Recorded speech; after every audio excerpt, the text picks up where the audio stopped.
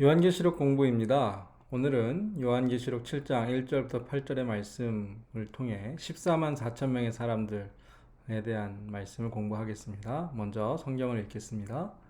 이일 후에 내가 네 천사가 땅 네 모퉁이에 선 것을 보니 땅의 사방의 바람을 붙잡아 바람으로 하여금 땅에나 바다에나 각종 나무에 불지 못하게 하더라. 또 봄에 다른 천사가 살아계신 하나님의 인을 가지고 해돋는 데로부터 올라와서 땅과 바다를 해롭게 할 권세를 받은 네 천사를 향하여 큰 소리로 외쳐 이르되 우리가 우리 하나님의 종들의 이마에 인치기까지 땅이나 바다나 나무들을 해하지 말라 하더라. 내가 인침을 받은 자의 수를 들으니 이스라엘 자손의 각 지파 중에서 인침을 받은 자들이 14만 4천이니 4절까지만 읽겠습니다. 간주라고 했는데요. 7장이 6장과 8장의 간주 역할을 한다. 그런 말씀입니다. 6장에 다섯째, 여섯째 인에 대한 말씀으로 끝났고요. 이제 8장에 가보면 일곱째 인에 대한 이야기가 말씀이 나오는데 그 사이에 들어간 이 7장은 사실은 덜 중요한 말씀이 아니라 더 중요한 말씀이 됩니다. 성도들에게 주시는 위로, 또 확신, 하나님의 보호와 또 구원을 약속해 주시는 말씀이기 때문에 그렇죠. 다섯째 인을 뗐을 때에 어떤 내용이 있었죠? 순교자들이 나오죠. 하나님의 말씀과 복음 증거를 위해 믿음을 지킨 성도들. 그런데 그 성도들이 기도하니까 예수님, 주님께서 기다리라, 쉬라 말씀하시면서 언제까지요? 그들의 동무종들과 형제들도 자기처럼 죽임을 당하여 그 수가 차기까지. 그래서 그 수가 나오죠. 성도들의 숫자가 나오는데요. 이 숫자가 언제 다 찰까요? 그 숫자가 무슨 숫자입니까? 7장에 가보면 그 답이 나옵니다. 바로 오늘 본문에 보면 환란 때에 하나님의 보호를 받는 성도들, 그 인침을 받은 자의 수가 14만 4천 명이 되죠. 또 한 가지, 여섯째 인을 때니까 큰 환란, 하나님의 진노의 큰 날이 이르렀는데 이렇게 질문합니다. 그날에 누가 서리요?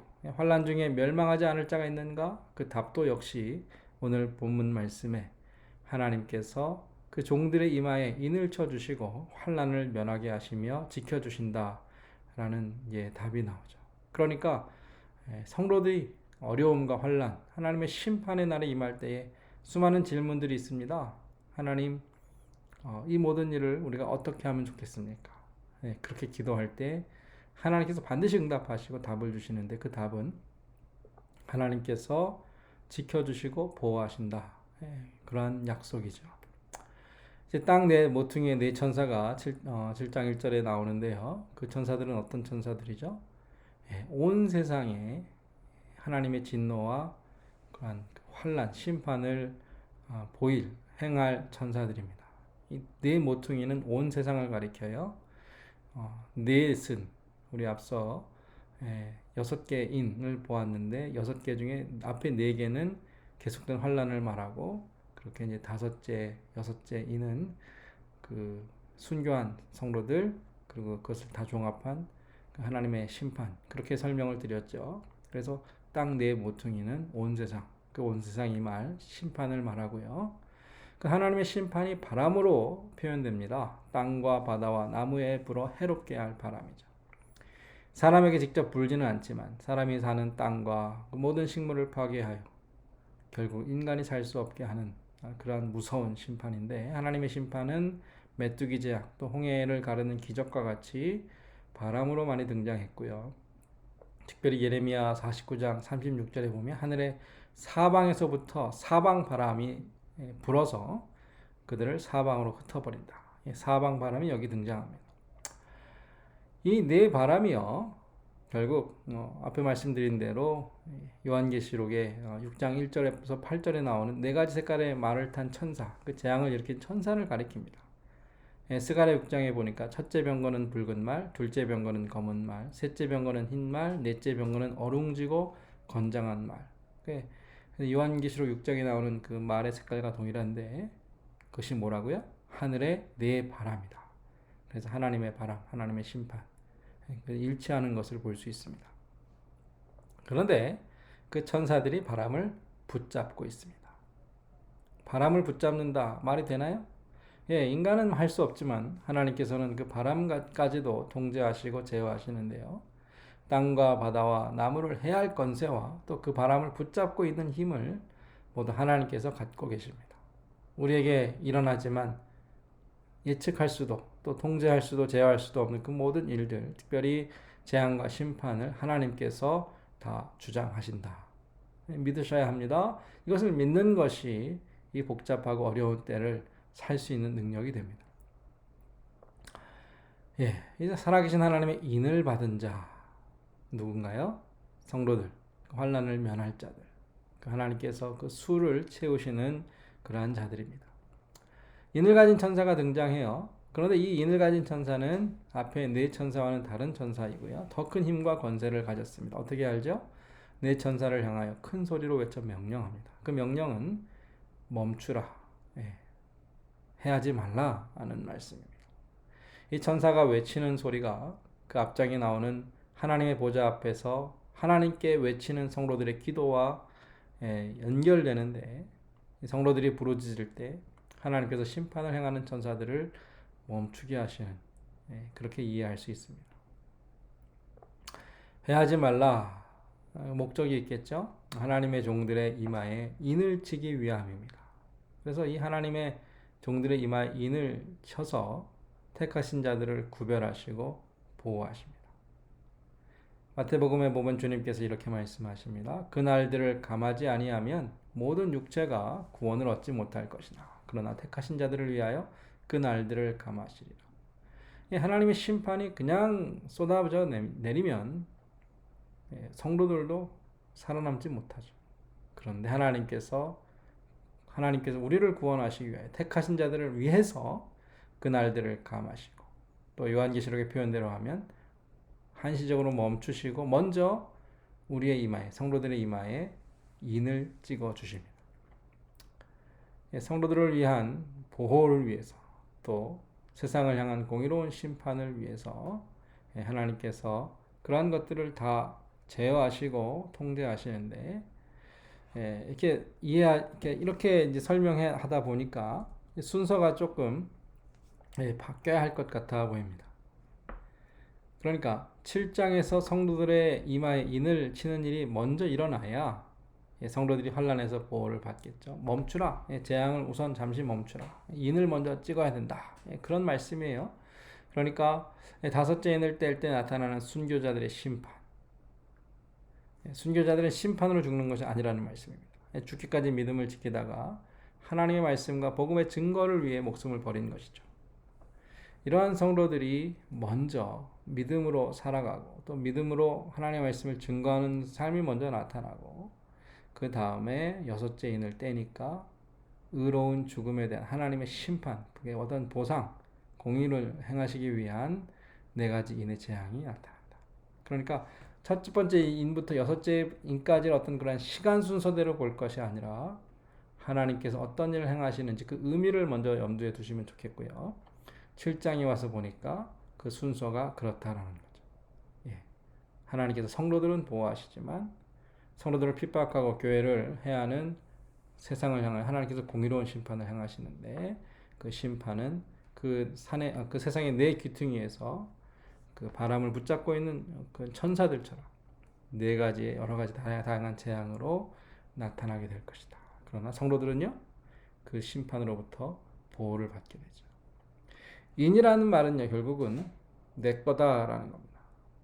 주인이 자신의 소유에 자신의 도장을 찍는 것이 인을 찍는 것인데, 하나님께서 성도들, 하나님의 종들의 이마에 이 인을 찍어 주심으로 너는 내 것이다, 그렇게 표시를 해 놓으시는 거죠.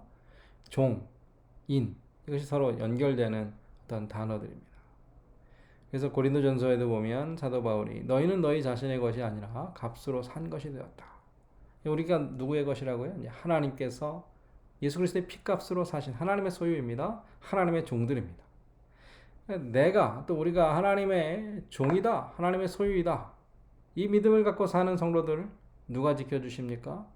주인 되신 하나님께서 지켜주시고, 하나님의 인을 맞은 성도들은 하나님의 심판으로부터 보호를 받는다, 이것을 우리가 알고 믿기 때문에 세상의 재앙이 임할 때에 두려워할 필요가 없는 것이죠. 근데 그 입맞은 자의 숫자가 얼마예요? 14만 4천입니다.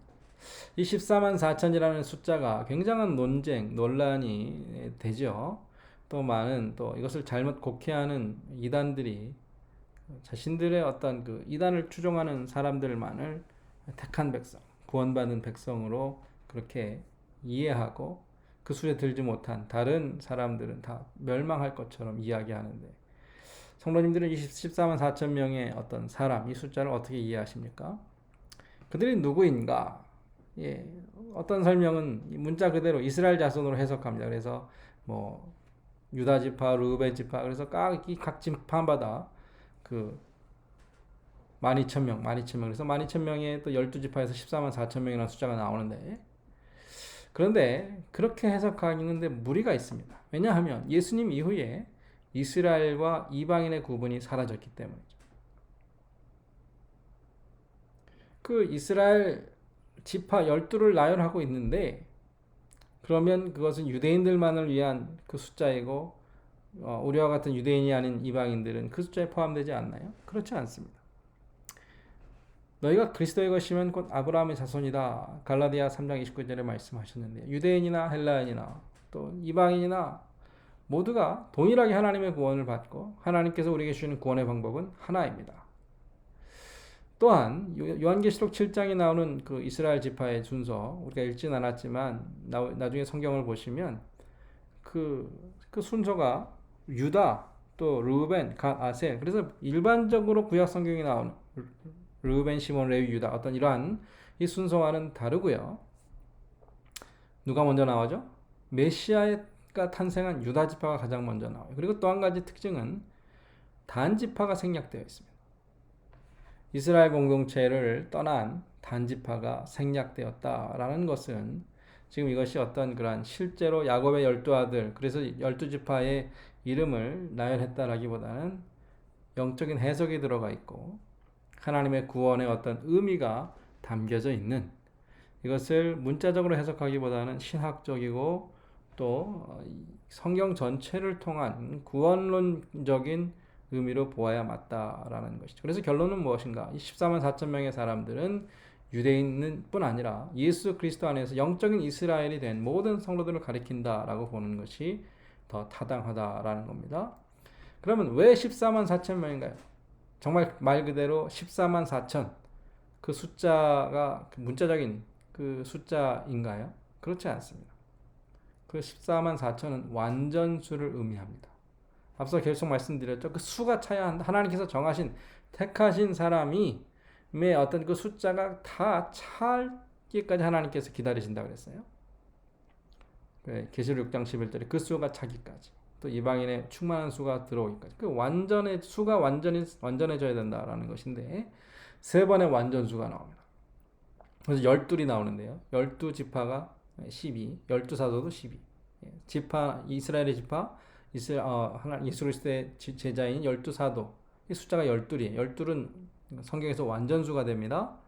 그런데 이 완전수를 거듭 제곱했어요. 그래서 144가 되죠. 그리고 거기다가 1000을 곱하니까 14만 4천이 되는데 1000도 또한 완전수입니다. 이 완전수를 세 번을 반복했다라는 것은 하나님께서 이 수를 채우시겠다, 수를 완성하시겠다, 하나님께서 정하신, 택하신 그 숫자를, 그 성도를 하나도 잃어버리지 않으시겠다라는, 옆에 이런 완전수가 요한계시록에서 어떻게 사용되는지를 예를 들었는데요. 그래서 택함을 받은 모든 백성, 동무종들과 형제들의 수가 하나도 잃어버리지 않고 다 차기까지, 이스라엘의 모든 지파가 포함되고요. 물론 구원받은, 택함받은 모든 지파입니다. 또 이제 다음 시간에 볼 각 나라와 족속과 백성과 방언, 그들이 모두 이 숫자에 포함돼요. 그러니까 하나님께서 가장 큰 숫자, 또 완전한 숫자, 그 숫자를 말씀하시면서 이 숫자가 바로 하나님의 종들, 하나님의 백성들의 숫자라고 말씀해 주시는 거죠. 그래서 이 14만 4천 명의 사람들은 예, 그 바로 이어서 나오는 아무라도 셀 수 없는 큰 무리들, 모든 나라와 족속과 방언, 모든 나라에서 하나님께서 부르신 예, 그 구원받은 성도들이 바로 14만 4천 명. 하나님 앞에 흰 옷을 입은 하나님의 말씀과 또 하나님을 증거하기 위하여 살다가 죽은 성도들, 또 하나님의 어떤 심판을 면할 자들, 환난을 피할 자들이고요. 이마에 하나님의 인침을 받은 하나님의 소유, 하나님의 소유된 백성, 하나님의 종들입니다. 흰 옷을 입고 하나님의 보좌 앞에서 하나님께 경배할 자들이 바로 14만 4천 명입니다. 이들은 하나님께서 구별하시고 보호하셔서 장차 임할 진노와 환난을 면하게 하실 것이다. 바로 저와 성도 여러분들께서 바로 이 숫자에 포함된 하나님께서 인쳐주신 하나님의 백성들이라는 사실을 반드시 기억하시기 바랍니다.